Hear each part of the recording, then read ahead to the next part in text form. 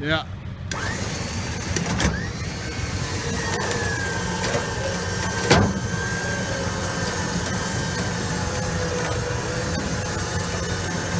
Yeah, straighten it up.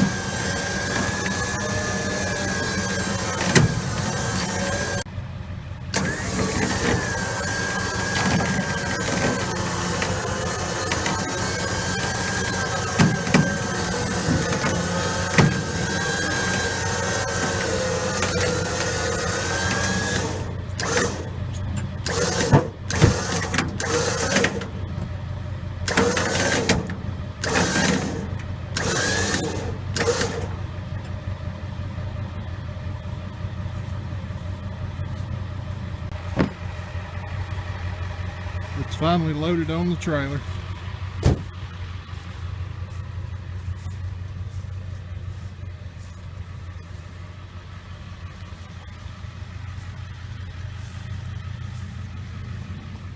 Poor old girl spent 30 years sitting right here.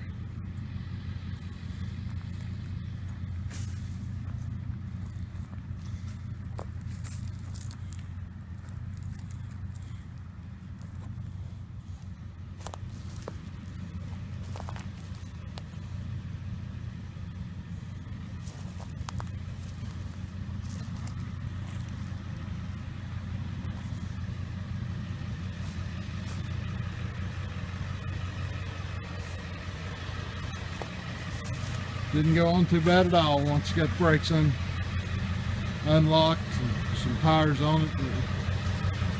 Halfway hole there. There we are.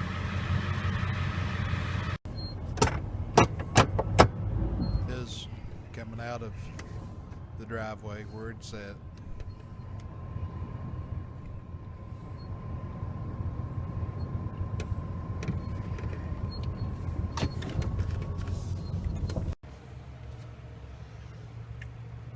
They had them a pretty good nest in the air filter here. It's packed solid.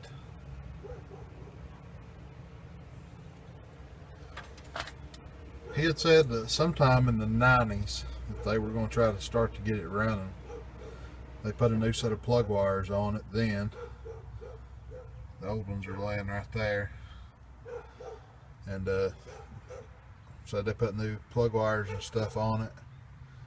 And couldn't get it to fire, so they thought it was a bad coil, and they took the coil off, and they never did anything else. So, but he said in the 90s it would turn over.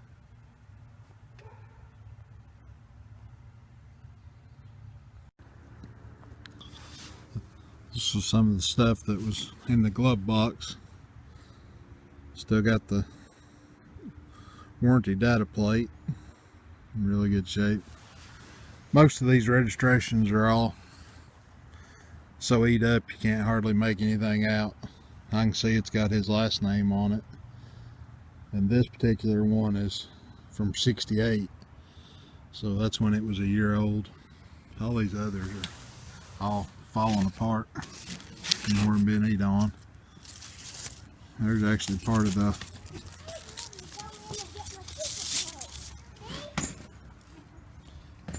window sticker, and here's the owner's manual, and then this special thing, you flip it open, it says send help on one side and need gas on the other. It's kind of neat. It's kind of neat just to kind of see some of this old stuff.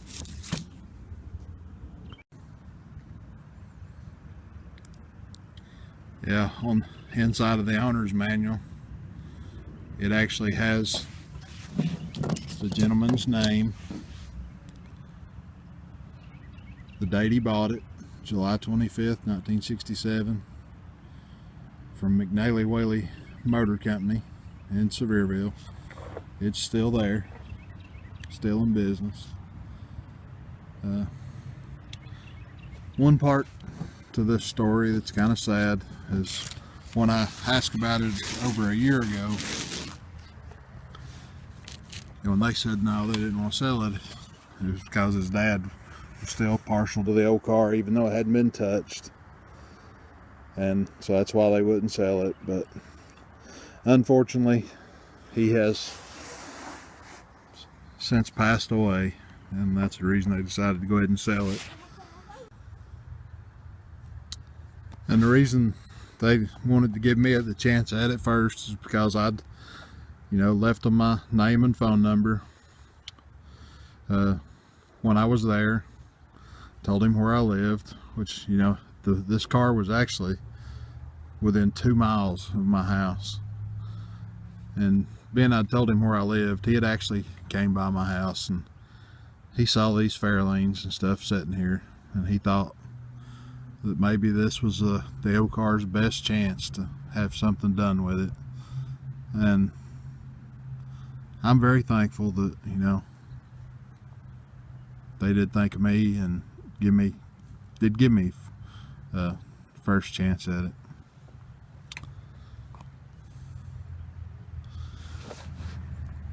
Some advice to some people, if you're out, when you're out looking at these old cars and you're asking about them, that's the thing, is to, just always try to be as respectful as you can.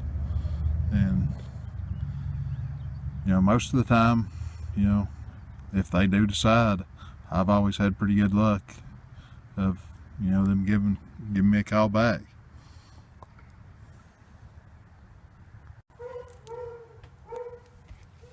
He had told me today that, his dad did have the car resprayed once. It was in the 70s, and they'd also had the seats redone. I guess that's the reason for this real ugly pattern. But on the driver's side, I started tearing it loose. The original material's under there. It's not in much better shape, but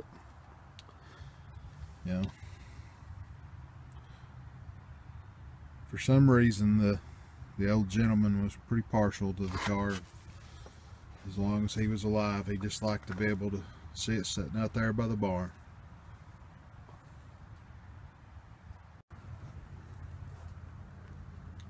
Inside the trunk don't look too bad, actually. It actually still had the factory spare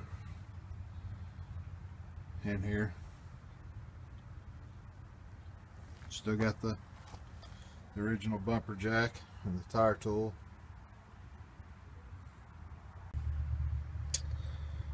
This is kind of interesting. There's 4 magnets wired around the fuel filter. Just kind of curious if any of you guys knew what that was for. If maybe it was some kind of trick to keep the fuel from vapor locking, or what the deal might be there. Appreciate any input. Thanks.